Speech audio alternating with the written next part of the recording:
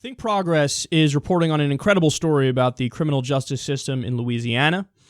They say a New Orleans man could spend the rest of his life in jail after allegedly shoving $31 worth of candy bars into his pockets at a Dollar General store. The man is being charged by prosecutors under the state's habitual offender law.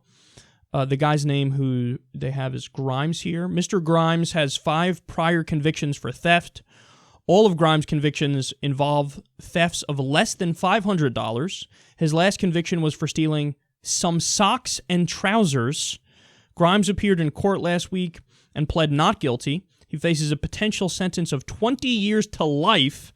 He has already spent 9 years in jail for previous convictions.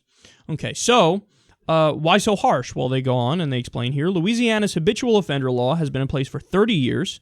The result has been that sentences of several decades or even life for nonviolent crimes are not unusual in Louisiana.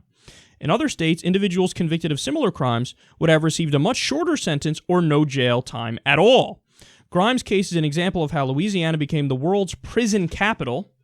A 2012 expose found that the state imprisons more of its citizens than any other states, and its incarceration rate is nearly 5 times Iran's, 13 times China's, and 20 times Germany's.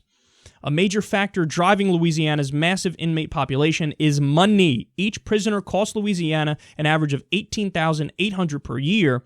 Sending Grimes to prison for 20 years would cost the state around $376,000. A majority of Louisiana inmates are housed in for-profit facilities, which must be supplied with a constant influx of human beings, or a $182 million industry will go bankrupt. So there's the cancer in the system. Guys, when you have a for-profit prison system, you know how that works, right?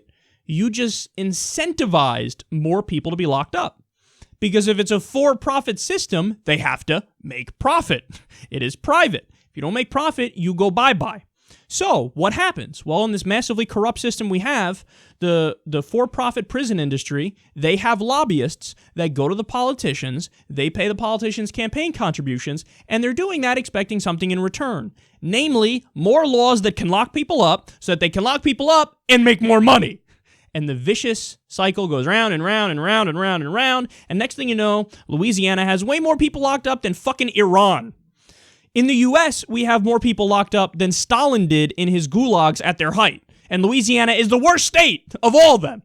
And they're locking people up. Hey, you stole a bunch of candy bars? Perhaps life in prison.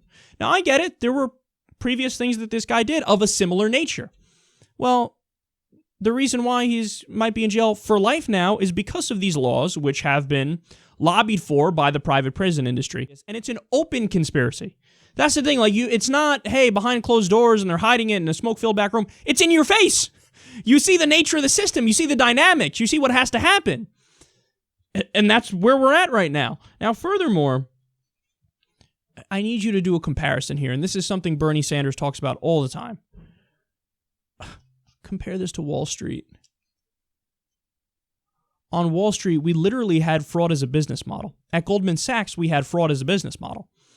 They would package together these toxic subprime mortgage loans, and then they'd sell them to unsuspecting clients, telling them they're going to get rich off them, and then they turn around and bet on the same packages they just sold as awesome to fail. They're like, this thing is going to tank. All right, bet against it, bet against it, bet against it. So they made money lying about a product, and then they bet on the product to fail. That's fraud 101. That's the most obvious example of fraud ever. This was a business model on Wall Street. So they do that. They also sell these predatory mortgages in the first place, which were to make money in the short term, and it blew up the system in the long term. And nobody goes to jail. Nobody goes to jail. If you steal some candy bars, perhaps you go to jail for life. If you make it so that 80,000 people lose their house because of a predatory mortgage, you're in the Hamptons on a beach right now. So there are 2 different justice systems. One for poor people, and more often than not, poor minorities, and the other for super, super rich people.